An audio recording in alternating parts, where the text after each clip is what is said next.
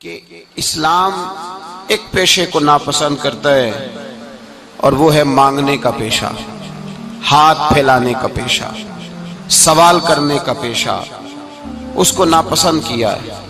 باقی تو میرے حبیب پاک سید عالم صلی اللہ علیہ وسلم نے فرمایا اگر تو محنت کر کے روزی کماتا ہے تو پھر تو معمولی آدمی نہیں، پھر تو اللہ کا محبوب بن گیا ہے، پھر تو اللہ کا محبوب الہی ہو گیا ہے، پھر تو اللہ تبارک و تعالیٰ تجھ سے محبت فرماتا ہے۔ اگر تو محنت کرتا ہے، مشقت کرتا ہے، آگے بڑھتا ہے، روزگار کے لیے نکلتا ہے، پھر تو اللہ کا محبوب ہے۔ نبی کریم علیہ السلام نے مزدور کو جو سب سے بڑا درجہ عطا فرمایا، سب سے بڑا مقام عطا فرمایا، وہ یہ ہے، کسی صحابی نے پوچھا یا رسول اللہ صلی اللہ علیہ وسلم سب سے اچھا کھانا کون سا ہے؟ تو حضور نے فرمایا وہ کھانا جو بندہ اپنے دو ہاتھوں سے مزدوری کر کے کھاتا ہے، وہ کھانا سب سے اچھا ہے۔ فرمایا اللہ کے نبی حضرت داؤد علیہ السلام اپنے ہاتھوں سے مزدوری کرتے۔ اور پھر نبی کریم سید عالم صلی اللہ علیہ وسلم نے جو دین ہمیں عطا فرمایا، اس دین کو حضور نے کوئی پنڈتوں اور جوگیوں کا دین نہیں بنایا کہ تم بس غار کے اندر چلے جاؤ، اللہ اللہ کرو، میری طرف دیکھیے گا۔ یہ نہیں فرمایا کہ تم بس ٹھیک ہے آ جاؤ مسجد تسبیح پکڑ لو، کوئی اور کام نہ کرو، بلکہ حکم دیا ہے کہ کسب معاش کرو، محنت کرو، جد و جہد کرو، ہاتھ ہلاؤ۔ قرآن مجید فرقان حمید نے کہا وَجَعَلْنَا اللَّيْلَ لِبَاسًا، رات تمہاری پردہ پوشی کے لیے بنائی گئی ہے، رات تمہاری پردہ پوشی کے، وَجَعَلْنَا النَّهَارَ مَعَاشًا، اور فرمایا دن تمہارے رزق کمانے کے لیے بنایا گیا، جد و جہد کے لیے۔ حضرت عیسیٰ علیہ السلام کی ایک نوجوان سے ملاقات ہوئی تو فرمایا تو کیا کرتا ہے؟ کہنے لگا میں عبادت کرتا ہوں۔ تو فرمایا کھاتا کہاں سے ہے؟ کہنے لگا میرا بھائی کمائی کرتا ہے تو وہ مجھے اس میں سے حصہ دیتا ہے۔ تو آپ فرمانے لگے پھر تو عبادت گزار نہیں، تیرا وہ بھائی تجھ سے زیادہ عبادت گزار ہے، جو تیرے لیے یہ بندوبست کرتا ہے، جو تجھے یہ جد و جہد کر کے دیتا ہے، وہ تیرے لیے۔ حضرت عمر فاروق رضی اللہ تعالیٰ عنہ نے اپنے دور خلافت میں شوق دلایا صحابہ کو، محنت کرنے کا شوق۔ ہمارے معاشرے کے اندر لوگ دوسرے کی کمائی پر وقت گزارنا چاہتے ہیں، دوسرے کے مال پر نظر رکھتے ہیں، مجھے کچھ سسرال سے مل جائے، کچھ مجھے رشتہ داروں سے مل جائے، کچھ مجھے دوست احباب سے مل جائے، کچھ مجھے باقی جگہوں سے مل جائے۔ لوگ مختلف جگہوں پہ نظر رکھتے ہیں اور مختلف ہیلوں اور بہانوں کے ساتھ دوسرے کا مال ہڑپ کرنے کی کوشش کرتے ہیں۔ میرے حبیب کریم علیہ السلام نے توجہ دلائی صحابہ کو، مزاج عطا فرمایا۔ نبی پاک صلی اللہ تعالیٰ علیہ وآلہ وسلم نے ارشاد فرمایا، حضرت عمر کی بات کر رہا تھا، پہلے اس کو مکمل کروں۔ جناب عمر فاروق رضی اللہ تعالیٰ عنہ نے شوق دلایا صحابہ کو۔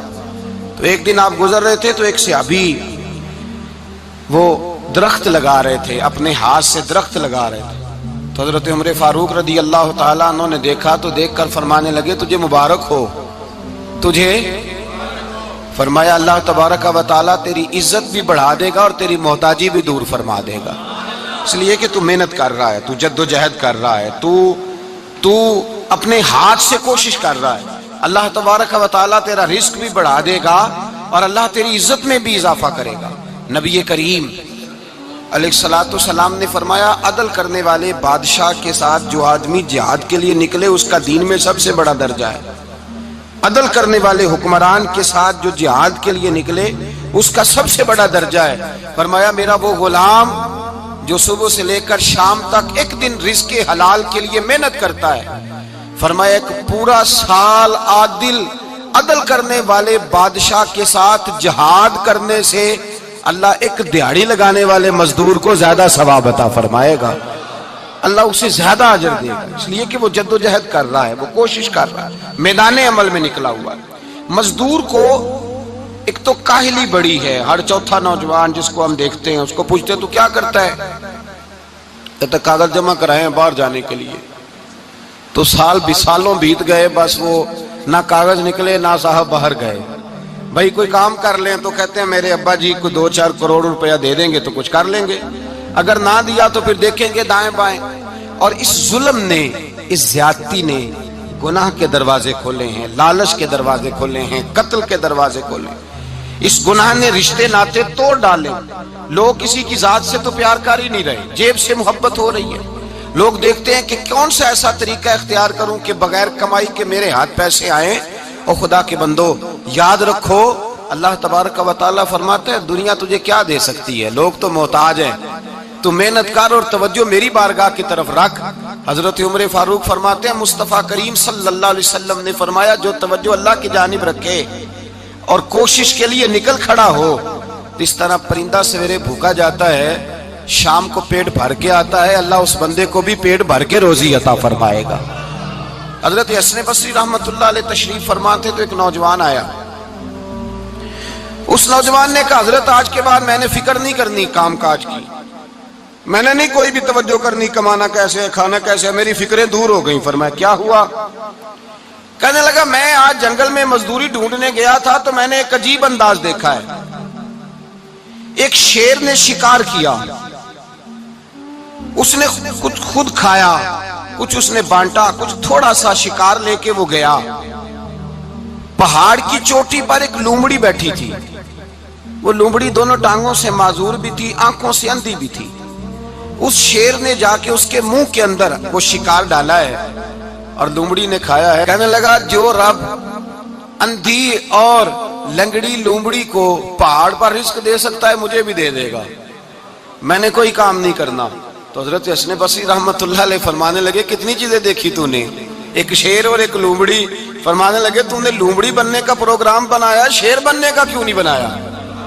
تو شیر بننا, خود بھی کھا دوسروں کو بھی کھلا, تو نے لومڑی بننے کا پروگرام بنایا ہے. مزدوروں گویا حضرت حسن بصری فرما رہے ہیں کہ مزدور لومڑی نہیں ہوتا, مزدور تو شیر ہوتا ہے. مزدور تو یہ تو شیر ہوتا ہے, شیر. اس کا مالک جو جس نے اس کو دیہڑی پہ رکھا ہے وہ بھی مزدور کی کمائی کھا رہا ہوتا ہے, وہ بھی مزدور کی. تو مزدور تو شیر ہے, انہیں سر جھکا کے نہیں جینا چاہیے, انہیں سر اٹھا کے جینا چاہیے. یہ تو بڑے قیمتی وجود کے لوگ ہیں جو مزدوری کرنے نکلتے ہیں, ان کے کچھ حقوق ہیں, کچھ حقوق. ہمارے حکمران بھی حقوق کا تعین کرتے ہیں, کہتے ہیں 15,000 سے زیادہ, یہ جو بجٹ آیا ہے نا اس میں 15,000 سے زیادہ, کہتے ہیں مزدور کی تنخواہ 15,000 ہونی چاہیے. کتنی جی؟ 15,000 سے کون سا گھر چلتا ہے؟ ویسے مولویوں کی بھی اتنی ہے, اور میرے خیال ہے کم مولویوں کی 15,000 ہے, 10 کے قریب ہی ہے.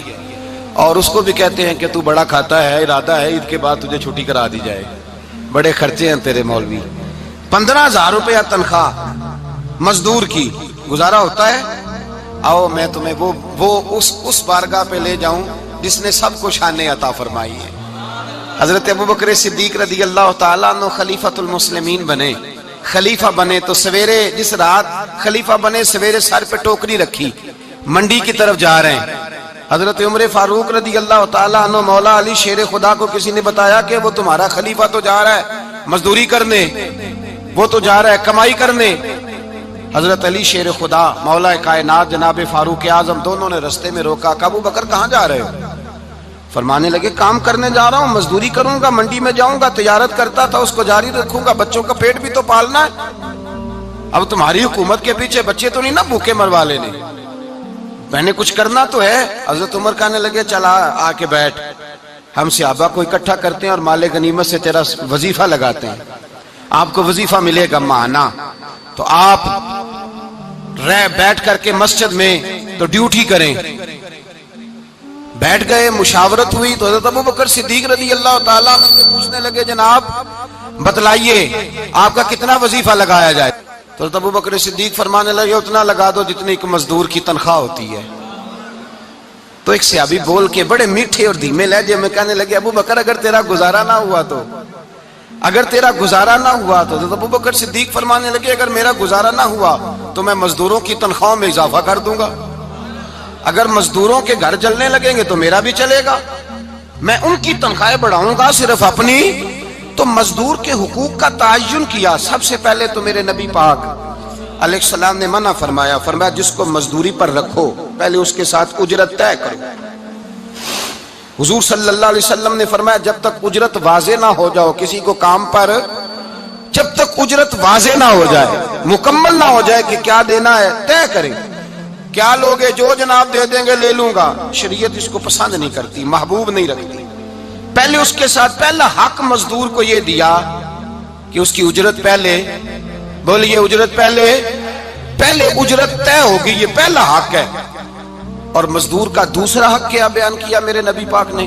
فرمایا جب، اور یہ ایسی اعلیٰ بات ہے کہ جتنے حقوق لکھنے والے ہیں نا، جتنے بین الاقوامی سطح پر انسانی حقوق کا چارٹر بنانے والے ہیں، وہ کہتے ہیں کہ یہ ایسا نقطہ حضور نے بیان کر دیا ہے کہ اس سے آگے کو بڑھ ہی نہیں سکتا۔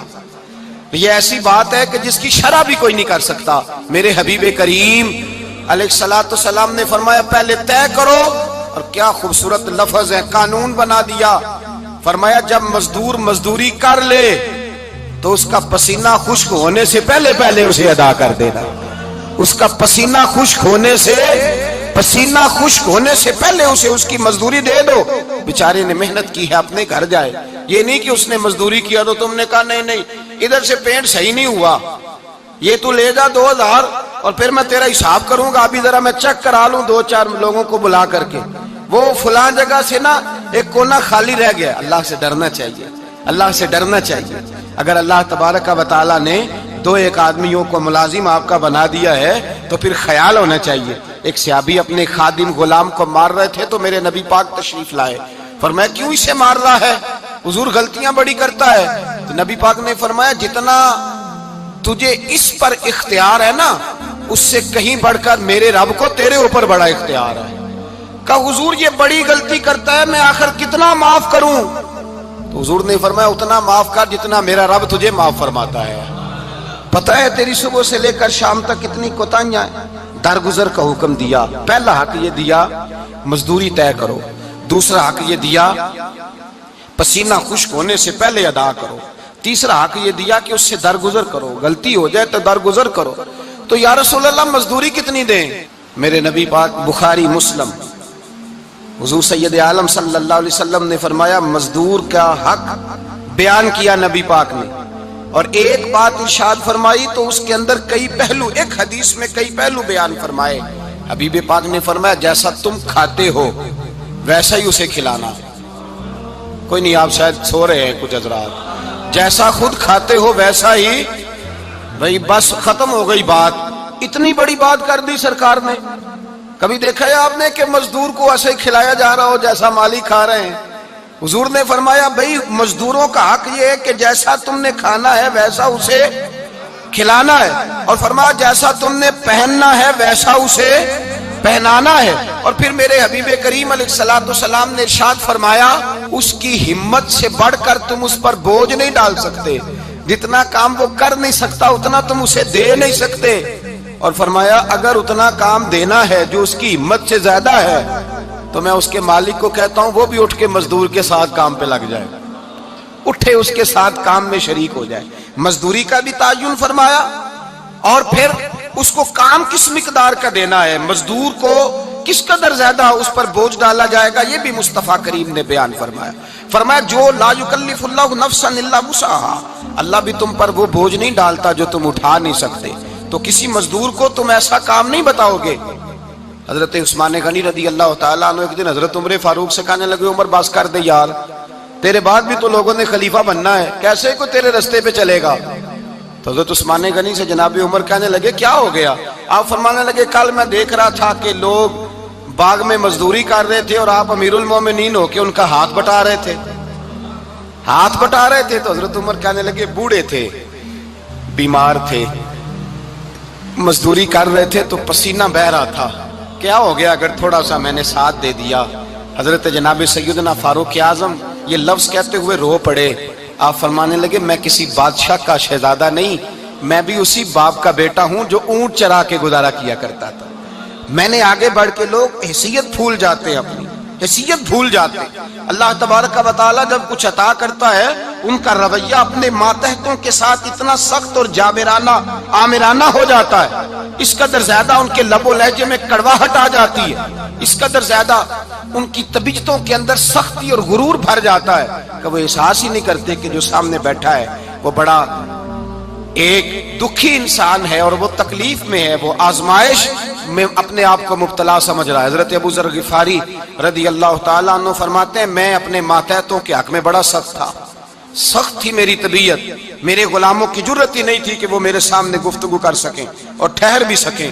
فرماتے ہیں جس دن میں کلمہ پڑھنے گیا، جس دن میں حضور کی بارگاہ میں، تو میں نے کہا حضور کوئی خاص نصیحت؟ تو نبی پاک نے فرمایا میری نصیحت تیرے لیے یہ ہے کہ جیسا تو نے کھانا ہے ویسا ہی غلام کو کھلانا ہے، جیسا تو نے پہننا ہے ویسا ہی غلام کو پہنانا ہے۔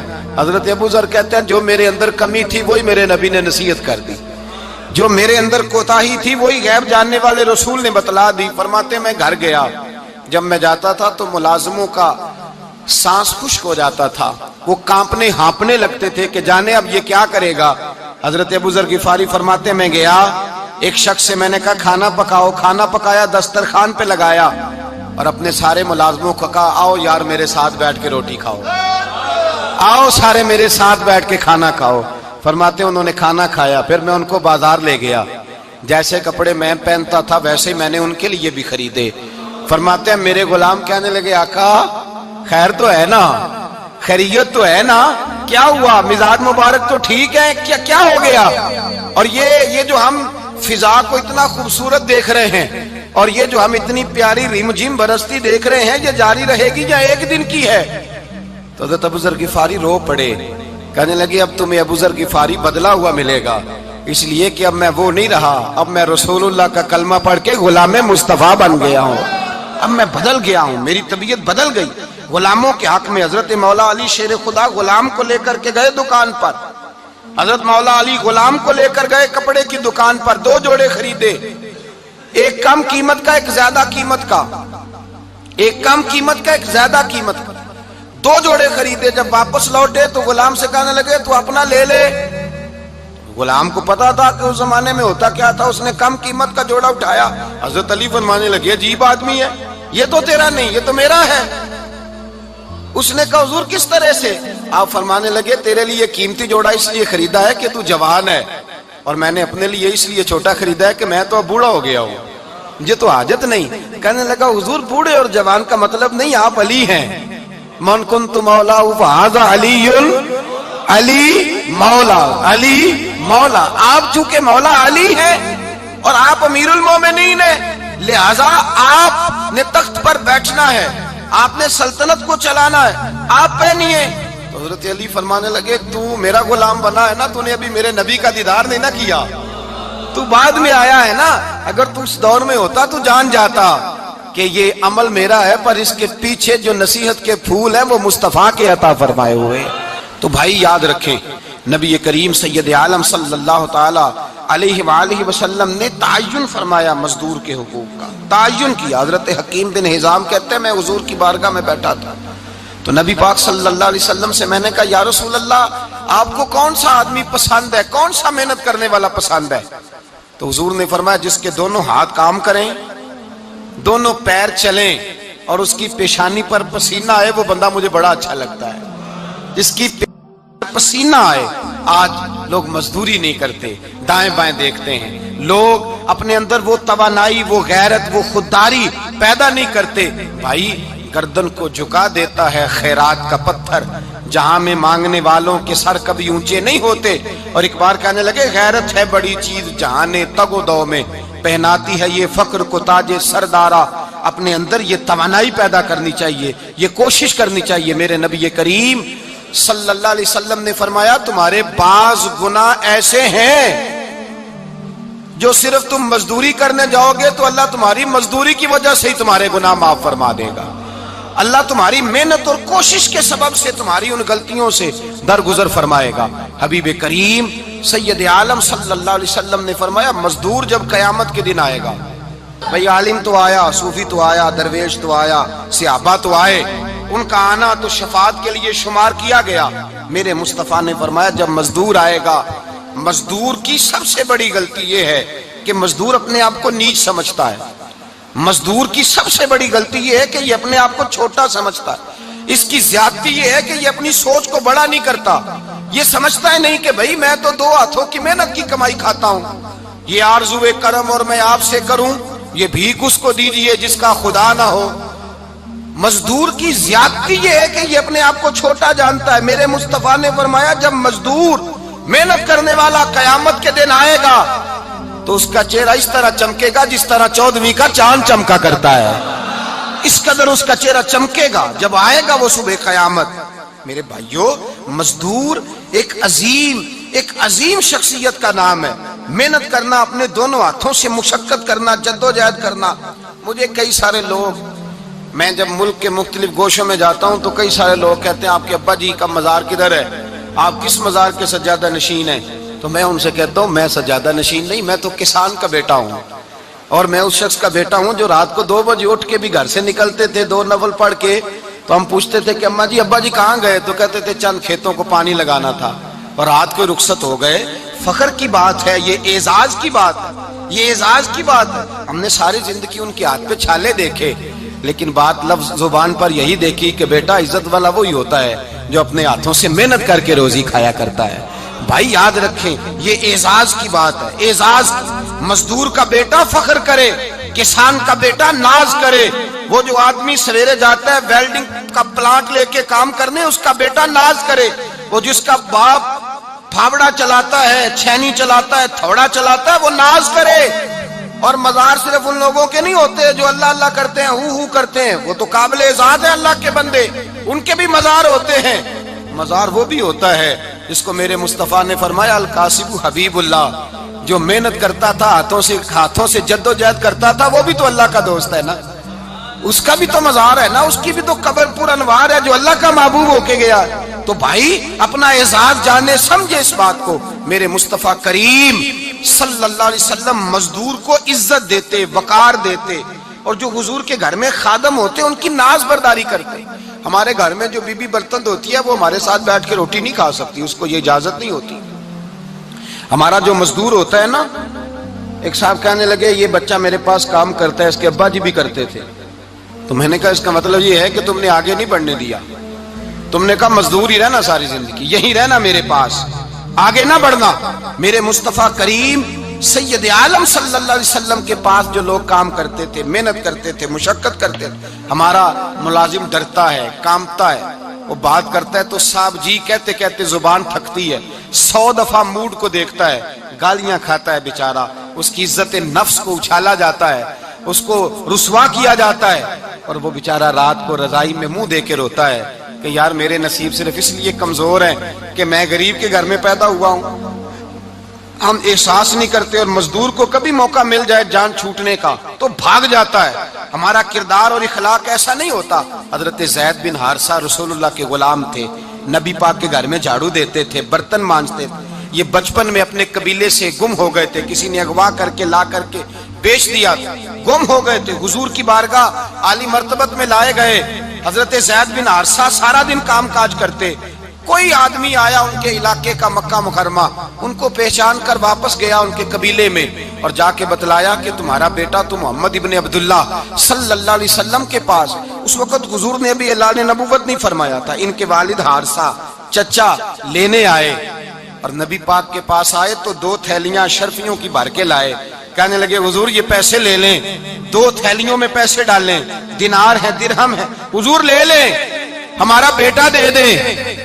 نبی پاک صلی اللہ علیہ وسلم نے فرمایا تمہیں غلطی لگ گئی ہے، پیسے پیچھے ہٹاؤ، میں زید کو بلاتا ہوں، میں زید کو، ادھر دیکھیے گا، میں زید کو، میں اسے بلاتا ہوں، اگر وہ جانا چاہے تمہارے ساتھ تو مجھے اعتراض نہیں لے جانا۔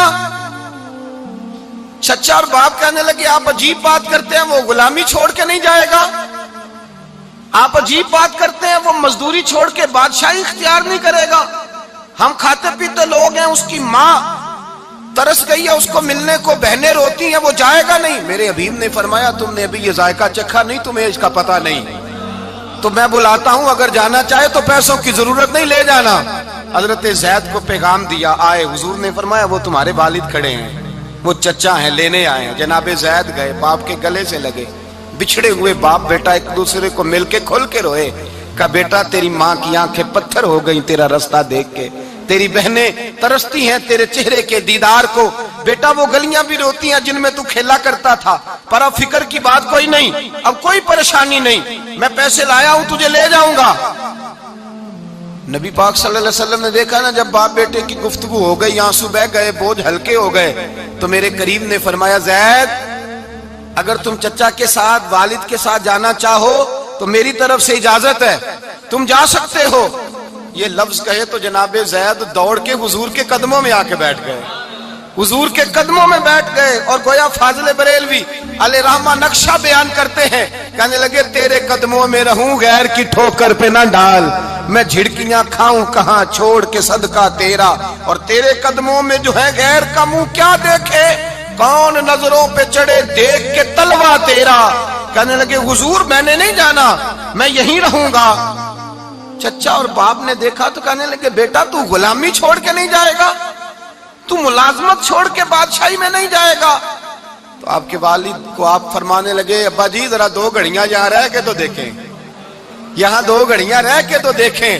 فرمایا یہاں ملازموں کا وہ اعزاز ہے جو شہزادوں کا ہوا کرتا ہے, یہاں خادموں کی وہ عزت ہے. اور پتہ پھر ان کو مقام کیا ملا, یہ واحد شعبیاں جن کا نام اللہ نے قرآن پاک میں بیان فرمایا ہے, نام اللہ نے قرآن مجید میں بیان فرمایا. حضور کا اپنے غلاموں کے ساتھ جو تعلق تھا, اپنے ملازموں کے ساتھ جو رشتہ تھا.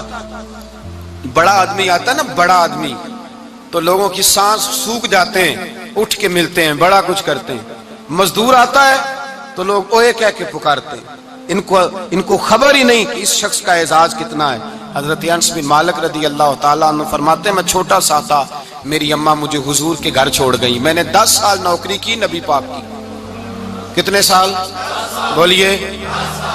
12ویں دن لوگ کہتے ہیں بس بھائی ختم ہو گیا, اب فرینکنس ہو گئی ہے, اب جو مرضی تیرے ساتھ کریں گے. 10 سال نوکری کی میں نے, لیکن جناب انس فرماتے ہیں نبی پاک نے کبھی مجھے اف تک بھی نہیں کہا تھا, اف تک بھی نہیں کہا تھا, اف تک بھی. حضور نے بھیجا جاؤ فلاں آدمی کو بلا کر کے لاؤ.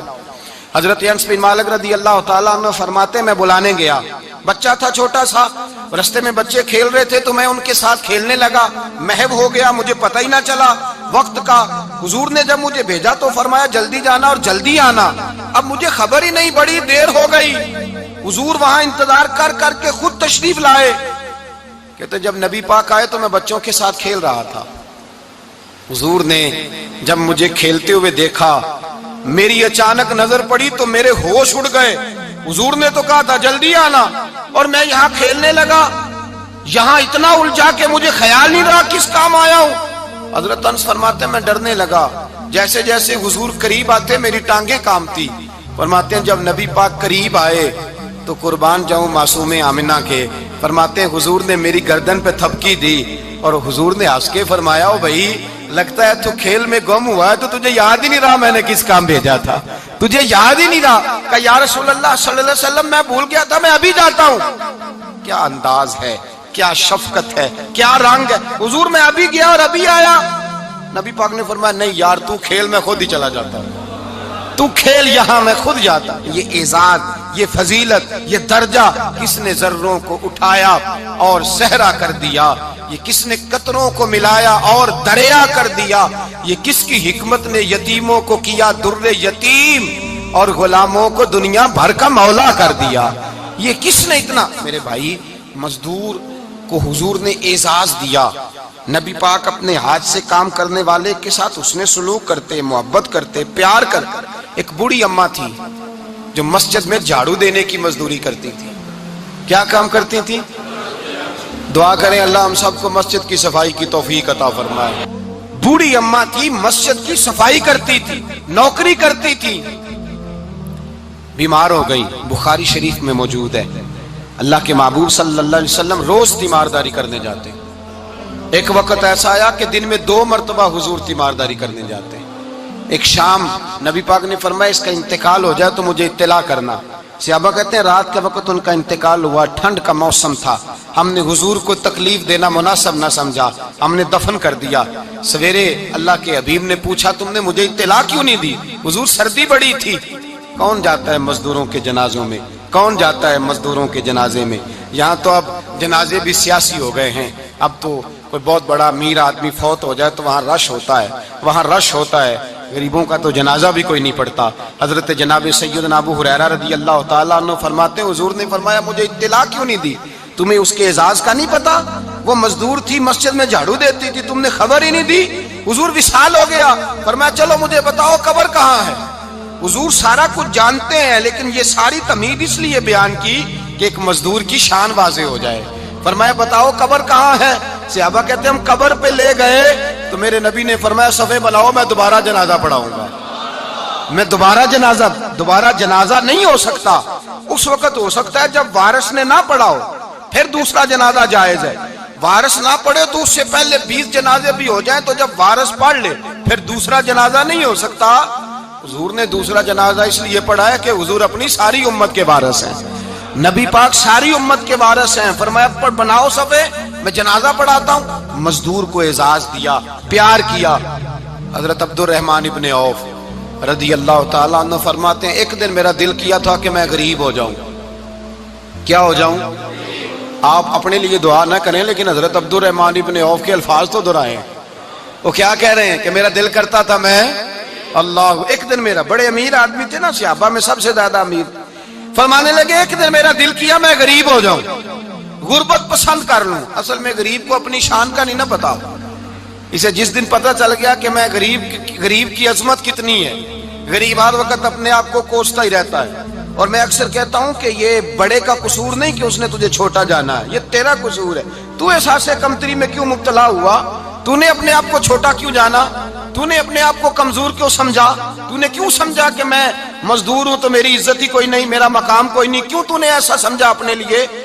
حضرت عبد الرحمن، میرے بھائی یاد رکھیں جب غریب کو پتہ چلے میری شان کیا ہے، میرے نبی پاک نے فرمایا میں غریبوں کے بیچ آیا ہوں، میں غریبوں میں رہا ہوں، میرے دائیں بائیں غریب رہتے ہیں، اور قیامت کے دن جب میں جنت میں جاؤں گا تو میرے آگے پیچھے غریب لوگ ہی ہوں گے، میں غریبوں کے ساتھ مل کے جنت میں جاؤں گا۔ حضرت عبد الرحمن ابن عوف کہتے ہیں ایک دن میرا بھی دل کیا تھا، یہ سب سے امیر تھے صحابہ میں، اور حضور نے فرمایا تو پکا جنتی ہے پر سب سے آخر میں جنت میں جائے گا، اس لیے کہ جتنا مال ہے اتنا حساب بھی تو دینا ہے نا، پکے۔ حضرت عبد الرحمن ابن عوف کہتے ہیں ایک دیہڑے دل کیا تھا کہ میں ماڑا ہوتا، میں غریب ہوتا، یہ دل کیا میرا۔ کہا کس طرح؟ فرمانے لگے ایک مزدور صحابی تھے حضرت سعد انصاری نام تھا، وہ حضور سے ملنے آئے، جب انہوں نے ہاتھ ملایا نا نبی پاک سے تو حضور نے ان کا ہاتھ تھام لیا۔ غریبوں کمال کر دی میرے مصطفیٰ کریم نے، نبی پاک نے ہاتھ تھاما، حضور نے ہاتھ، آپ کو اس بات کی لذت نہیں آئی شاید، نبی پاک نے ہاتھ تھاما مزدور کا، مزدور کہتا ہے میں نے چھڑانا چاہا تو حضور نے پکڑ لیا دبا کے، اور جب تھام لیا تو میں ٹھہر گیا، میں اپنی قسمت پہ ناز کرنے لگا، حضور نے میرا ہاتھ کھولا، کہتے ہیں ہاتھ پہ چھالے تھے، جگہ جگہ چھالے بنے ہوئے تھے، تو نبی کریم صلی اللہ تعالی علیہ وآلہ وسلم نے ہاتھ کھول کے فرمایا سعد یہ کیا ہوا؟ عرض کی حضور غریب ہوں، بوڑھے ماں باپ ہیں، چھوٹے چھوٹے بچے ہیں، بہن بھائیوں کے حقوق ہیں، بیوی کے منہ میں حلال کا لقمہ دینا ہوتا ہے، یا رسول اللہ پھاوڑا لے کے، کئی لے کے، کدال لے کے، بیلچا لے کے مزدوری کرتا ہوں، میدان میں نکلتا ہوں، صبح سے گیا تھا اب آیا ہوں، ہاتھوں میں نشان پڑ گئے ہیں۔ حضرت عبد الرحمن ابن عوف فرماتے ہیں جس کے قدم چومنے کو دنیا ترسے، اس رسول نے سر مبارک جھکایا اور غریب کے ہاتھ کو چوم لیا، نبی پاک نے بوسہ دیا، اور پھر فرمایا کیا؟ فرمایا یہ وہ ہاتھ ہیں جن سے خدا بھی پیار کرتا ہے، محمد مصطفیٰ بھی محبت فرماتے ہیں۔ نبی رحمت علیہ السلام نے فرمایا یہ تیرا وہ ہاتھ ہے جس سے اللہ بھی پیار کرتا ہے اور اللہ کا۔ تو مزدور کو پھر ناز کرنا چاہیے کہ پریشان رہنا چاہیے؟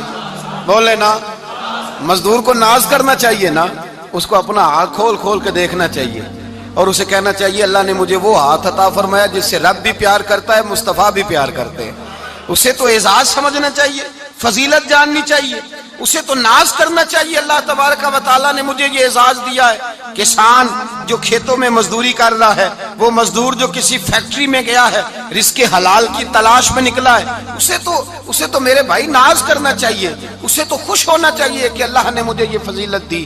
ترستے ہوئے غریب، جان بوجھ کے اپنے آپ کو پریشان رکھتے ہوئے لوگ اگر جان جائیں کہ فضیلت کیا ہے، عظمت کیا ہے، اور پھر غلام کے ساتھ سلوک کیا کرنا ہے۔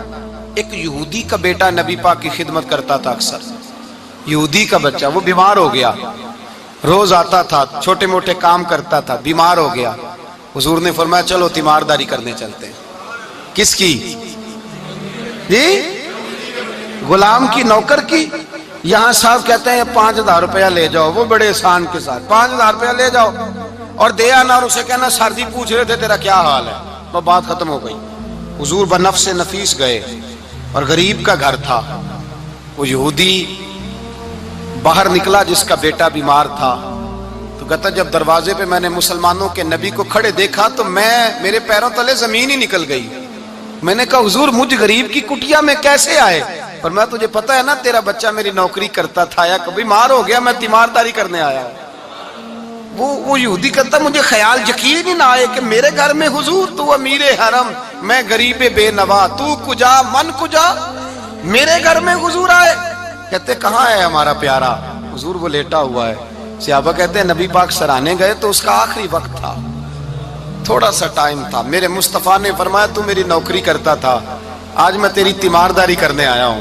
غلاموں سنو، جو رسول اللہ کی نوکری کرے آخری وقت آئے تو اللہ کے رسول پہنچ جایا کرتے ہیں، حضور پہنچ جایا کرتے ہیں۔ نجم کی ہے خدا آرزو ہے یہی، عاشق زار کی آبرو ہے یہی، موت کے وقت سر ان کے قدموں میں ہو، دید ہوتی رہے دم نکلتا رہے۔ حضور پہنچ جاتے ہیں، نبی پاک تشریف لائے، بیٹھے سرانے، حضور نے جب اپنا برف سے ٹھنڈا اور کستوری سے زیادہ خوشبو والا ہاتھ اس کے بالوں میں پھیرا، آنکھیں کھولی، حضور نے فرمایا چل کلمہ پڑھ جا، چل میرا کلمہ پڑھ جا۔ ساری دنیا در رسول پہ آ کے کلمہ پڑھے، اور حضور اسے کلمہ پڑھانے گھر تشریف لے گئے۔ یہ ایک مزدور کو، ایک محنت کرنے والے کو اعزاز دیا، گھر گئے کلمہ پڑھ لے۔ اس نے اپنے والد کی طرف دیکھا اور والدہ کی طرف دیکھا، ماں باپ یہودی ہیں، رونے لگے، کہنے لگے بیٹا یہ ہم سے زیادہ بڑھ کر تیرے حق میں خیر خواہ ہے، جیسے کہتے ہیں کر لے۔ اس نے کلمہ پڑھا اور حضور کی گود میں لوٹ پوٹ ہونے لگا، کلمہ پڑھا، روح پرواز کر گئی۔ شارحین کہتے ہیں جب نبی پاک وہاں سے نکلے تو حضور نے فرمایا اٹھاؤ اس کی میت کو۔ ماں باپ کہنے لگے کہاں لے جانا ہے؟ فرمایا ہم اپنے طریقے کے مطابق غسل کفن کریں گے، اس لیے کہ جو کلمہ پڑھ جائے پھر وہ میرا ہو جایا کرتا ہے، میرا ہو جایا کرتا ہے۔ بھائی یاد رکھیں، مزدور کو حضرت ربیعہ بن کعب فرماتے ہیں میں حضور کو وضو کراتا تھا، رات کا وضو میری ذمہ داری تھی، صرف ایک وضو رات کا۔ ہمارے ہاں تو 25 سال مزدور مزدوری کر کے چلا جاتا ہے، پر وہ مزدور ہی رہتا ہے، وہ مزدور ہے، اس کا کوئی اعزاز نہیں، کوئی اس کے لیے وہ کہتے ہیں اب بابا جی آپ کو کھانسی زیادہ آتی ہے، اپنے بیٹے کو لگا دیں، کسی اور کی ڈیوٹی لگا دیں، اب آپ کام نہیں کر سکتے۔ 25 سال نوکری کی، ملا کیا؟ حضرت ربیعہ کہتے ہیں میں وضو کراتا تھا رات کا، میرے نبی پاک نے فرمایا شادی کیوں نہیں کرتا؟ تو میں نے کہا یا رسول اللہ نہ میرے پاس حسن ہے، نہ پیسے ہیں، نہ کوئی کاروبار ہے، مجھے کون رشتہ دے گا؟ میرا روپ بھی نہیں تے میرا رنگ بھی نہیں، میں نے یار مناؤن دا ٹانگ بھی نہیں، کون مجھے رشتہ دے گا؟ کہتے ہیں حضور خاموش ہو گئے۔ دوسرا دن آیا تو میں وضو کرانے پہنچا تو نبی پاک نے فرمایا شادی کیوں نہیں کرتا؟ کہتے ہیں میں نے کہا حضور کون رشتہ دے گا؟ وہی 3 باتیں دہرائیں، نہ پیسے ہیں، نہ حسن ہے، نہ کوئی کاروبار ہے، نہ مکان ہے۔ فرمایا حضور نے تیسرے دن پھر کہا، جب دوسرا دن ہوا نا تو حضور نے کہا، حضور خاموش ہوئے میرے جواب پر۔ میں نے کہا یار کتنا بیوقوف ہوں، حضور روز پوچھتے ہیں اور میں جواب ہی نہیں دیتا۔ کہتے ہیں تیسرے دن میں نے ارادہ کیا آج نبی پاک پوچھیں گے تو میں کہوں گا حضور جیسے دل کرتا ویسے ہی کرا دیں۔ کہتے ہیں تیسرے دن میں گیا، سارا وضو کرا لیا پر نبی پاک نے پوچھا ہی نہیں۔ میں ارادہ کر کے گیا تھا کہ آج پوچھیں گے تو بتا دوں گا، حضور نے پوچھا ہی نہیں۔ فرماتے ہیں وضو مکمل ہو گیا، میں دروازے تک چلا گیا تو مصطفیٰ نے آواز دی، فرمایا واپس پلٹ نہ، میں پلٹا تو حضور نے فرمایا تو شادی کیوں نہیں کرتا؟ کہتے ہیں میں کھل کے مسکرایا، میں نے کہا محبوب تیرے کرم پہ قربان جاؤں، کیا انداز محبت ہے، حضور مہربانی کریں کرا دیں۔ فرمایا فلاں سردار کے پاس جا، ایک وضو کراتے ہیں، اور اعزاز حضور نے کتنا دیا، جا سردار کے پاس اور اسے جا کے کہہ کہ اللہ کے رسول فرماتے اپنی بیٹی کا نکاح تیرے ساتھ کر دے۔ فرماتے میں گیا، ماں باپ کو بڑی فکر ہوتی ہے بیٹیوں کی، وہ کہنے لگا میں شام کو خود نبی پاک کی بارگاہ میں آؤں گا. کہتے میں باہر نکلنے لگا تو وہ بچی پردے کی اوٹ سے بولی, کہنے لگی غلام ٹھہر جا, ابا جی آپ کو میری فکر ہے, اماں جی میری فکر ہے, میری فکر نہ کریں اور یہ نہ دیکھیں آیا کون ہے, یہ دیکھیں بھیجا کس نے ہے. آپ مجھے حوالے کریں نبی پاک کے, حضور کے حوالے کریں, اللہ رسول مجھے کبھی ضائع نہیں کریں گے. حضرت ربیہ کہتے ہیں حضور نے میری شادی کا بندوبست کیا. حضرت بریدہ اسلمی سے کہا کہ تو اس کے لیے کھجور کی گٹھلی کے برابر سونا لا. حضرت حارثہ بن نعمان سے کہا تو اس کے لیے ایک کمرے کا حجرے کا بندوبست کر. حضرت عثمان غنی سے کہا تو نے ولیمہ کرانا اس کا. فرمایا میں تو تھوڑی نوکری کرتا تھا, مصطفیٰ نے ساری زندگی کا ہی بندوبست فرما دیا. یہ مزدور کے ساتھ حضور کا انداز ہے. پہلے میں نے شروع میں کہا کہ مزدور اس بات کو سمجھتا ہی نہیں کہ اس کا مقام کتنا, وہ اس بات کو جانتا ہی نہیں اللہ نے اسے اعزاز کتنا دیا ہے. ملت کا جوان سب سے پہلے تو کبھی کسی کی جیب کی طرف نہ دیکھے. اور یہ بات یاد رکھ لیں, درجنوں بزرگوں کے ارشادات کی روشنی میں ایک موٹی بات بیان کر رہا ہوں, توجہ ہے میری بات پر. جس کی توجہ دوسروں کی جیب پہ ہوتی ہے وہ رسوا ہو جاتا ہے. کاہل لوگ جو زندگی میں صرف ہاتھ پھیلانے کے عادی ہوتے ہیں, ان کے دامن میں سوائے رسوائی کے کچھ نہیں آتا, ان کے حصے میں سوائے بدنامی کے کچھ نہیں آتا. اور جو اپنی بازو کی قوت کے زور پر, اقبال کہتے ہیں اپنی دنیا آپ پیدا کر اگر زندوں میں ہے, سر آدم ہے ضمیر کن فکاں ہے زندگی. اپنے لیے خود جینا سیکھیں, ملت کے لیے کچھ کرنا سیکھیں. معاشرے کے اندر اس سے ادھار پکڑ کے اس کو دے دیا تو اس سے پکڑ کے اس کو دے دیا, 2 دن اس کے پاس چلے گئے لینے تو 4 دن اس کے پاس چلے گئے. کبھی کو دوست باہر سے آ گیا تو اس کے پیچھے بھاگنے لگے, چاپلوسی کرنے لگے. 2-4 جوڑوں کی خاطر, ایک موبائل کی خاطر چھوڑیں اس دھندے سے باہر آئیں. میں نے کہا ایک پیشہ برا ہے, ایک پیشہ, اور وہ ہے ہاتھ پھیلانا, باقی کوئی پیشہ برا نہیں. 18 گھنٹے مزدوری کرو, نکلو باہر نکلو, میدان میں آؤ, جدوجہد کرو, مزدوری کرو جب تیرا ہاتھ مزدوری تک جائے. اور یاد رکھو رزق حلال کھانا ہے اور رزق حلال ہی کھلانا ہے. یہ وقار ہے, رزق حلال مومن کا وقار ہے. جو لوگ لقمہ حرام کھاتے ہیں وہ اپنا وجود کھو بیٹھتے ہیں, روحانی طاقتیں کھو بیٹھتے ہیں. میرے اعلیٰ حضرت رحمت اللہ علیہ فرماتے ہیں جس کا نماز میں دل نہ لگے, جس کا مسجد جانے کو دل نہ کرے, جس کا عبادت پہ توجہ نہ ہو, جس کا دین کی طرف رغبت نہ ہو, اسے غور کرنا چاہیے کہ اس کا کہیں رزق میں لقمہ حرام تو شامل نہیں ہو گیا. فرمایا جب لقمہ حرام شامل ہوتا ہے تو اللہ تبارک و تعالی معرفت کا نور چھین لیتا ہے, پھر انسان کی زبان سے تاثیر چلی جاتی, پھر اس سے سجدوں کی جو کیفیت ہوتی ہے وہ روٹ جاتی ہے, درود و سلام کے ذائقے نصیب نہیں ہوتے. میرے مصطفیٰ کریم صلی اللہ علیہ وسلم گزر رہے تھے, ایک آدمی دعا مانگ رہا تھا, یا رب یا رب یا رب یا رب کہہ رہا تھا. نبی پاک نے فرمایا یہ قیامت تک بھی دعا مانگے تو اس کی قبول نہیں ہوگی. صحابہ نے کہا حضور آپ تو رحمت للعالمین ہیں اور آپ فرما رہے ہیں اس کی دعا قبول نہیں ہوگی. نبی پاک نے فرمایا اس لیے قبول نہیں ہوگی کہ جو کپڑے پہنے ہیں وہ بھی حرام پیسوں کے ہیں, اور جو اس نے کھایا ہے وہ بھی حرام پیسوں کا ہے, اور جو پیا ہے وہ بھی حرام پیسوں کا ہے. کیسے اس کی التجا اس کی بارگاہ میں قبول ہوگی جب یہ لباس سے لے کر خوراک تک اور خوراک سے لے کر مشروب تک ہر چیز ناجائز پیسے. تو معرفت کا حسن کیسے پیدا ہوگا, فجر میں آنکھ کیسے کھلے گی, قرآن پاک کی طرف دل کیسے جائے جب تیرے اندر رزق حلال جاتا ہے. حضرت بایزید بستامی فرماتے ہیں تو محنت کر کے حلال کی روٹی کھا, وہ تیرے وجود کے اندر جا کے نور بن جائے گی, اور ایسا نور بنے گی کہ وہ روٹی تجھے صبح خود جگا کے بیدار کرا کے اللہ کی بارگاہ میں جھکا دے گی. رزق حلال کھائیں, محنت کریں, جدوجہد کریں. حاتم طائی بہت بڑا سخی تھا. کسی شخص نے ایک دن حاتم طائی سے پوچھا کہ تو نے کبھی اپنے سے بھی بڑا سخی دیکھا ہے؟ کہنے لگا ہاں میں نے اپنے شہر کا ایک بابا دیکھا تو مجھ سے بھی زیادہ سخی ہے, مجھ سے بھی زیادہ سخی, مجھ سے بھی زیادہ تھا, تجھ سے زیادہ. کہنے لگے میں نے سارے شہر کی دعوت پکائی, چھوٹے بڑے امیر غریب سارے آئے, دعوت پکائی سارے شہر کی, سب لوگ آئے, ہر آدمی کو میں نے بلایا, علماء کو, ادیبوں کو, شاعروں کو, تاجروں کو, صنعت کاروں کو, سب کو دعوت دی.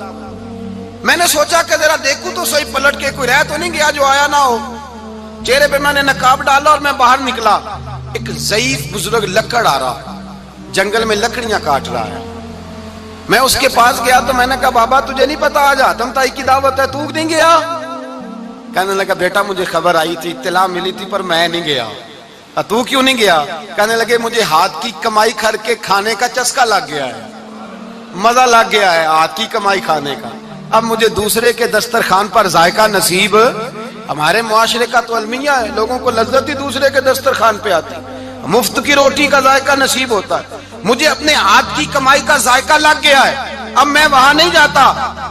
کہتے ہیں میں پلٹنے لگا تو بابے نے بلایا، کہنے لگا ادھر آ یار۔ میں گیا تو اس نے 5 آنے نکالے، کہنے لگا حاتم تائی کا جو بندہ لنگر پکانے والا ہوا نا، یہ 5 آنے اسے دے دینا، حاتم تائی کو ضرورت نہیں میرے پیسوں، تو بڑا امیر آدمی ہے، یہ اس کو دے دینا 5 آنے لنگر والے کو، اور اس کو کہنا بڑے بڑے نیک لوگ آئے ہیں دعوت میں، 5 آنے میرے بھی شامل کر لیں، اور میرے ہاتھ کی کمائی چلو میری بھی روٹی کوئی کھا لے گا، کوئی اچھا آدمی میرے حصے کے میرے دیے ہوئے پیسوں سے لقمہ کھا لے گا تو اجر مل جائے گا۔ حاتم تائی کہتے ہیں میں نے کھینچ کے نقاب اتارا اور بابے کو کہا یار سینے سے لگ جا، میں تو مالدار ہو کے سخی ہوں، تو غریب ہو کے بڑا سخی ہے، تو غریب ہو کے بڑا سخی ہے، تیرے اندر اتنی خودداری عزت نفس۔ میرے بھائی جس کا ہاتھ پھیلا ہوا ہے اس کا سمٹے گا نہیں، جس کا ہاتھ پھیلا ہوا ہے اس کا سمٹے گا نہیں۔ جس آدمی نے، میرے نبی پاک صلی اللہ علیہ وسلم نے فرمایا جس نے اپنی ذات پر سوال کا دروازہ کھول لیا، اس نے اپنے اوپر فقر کا دروازہ کھول لیا۔ سوال کا مجھے دے دو، مجھے دو لائنیں لگی ہوئی ہیں۔ بھائی یاد رکھیں، اس بات کو ضرور سمجھیں، خودداری پیدا کریں، عزت نفس پیدا کریں، وقار پیدا کریں، اپنے اندر توانائی پیدا کریں، 2 ہاتھوں سے محنت کر کے جدوجہد کر کے آگے بڑھیں، بلکہ کھائیں بھی کھلائیں بھی، اپنے اوپر بھی خرچ کریں، اللہ کے دین کے لیے بھی خرچ کریں، اپنی زندگی وقار والی بنائیں۔ ایک وقت نہیں 18 گھنٹے کی مزدوری کریں۔ میرے حبیب پاک علیہ السلام نے فرمایا جو بندہ سویرے مزدوری کرنے گیا اور شام کو تھک کے سو گیا، اللہ اس کے سارے گناہ معاف فرما دے گا۔ وہ تھکا کس لیے؟ بولے نفل پڑھ کے نہیں تھکا، تلاوت کر کے نہیں تھکا، مزدوری کر کے تھکا۔ مزدور کو حضور نے حقوق دیے، مزدور تو بڑا قیمتی ہے۔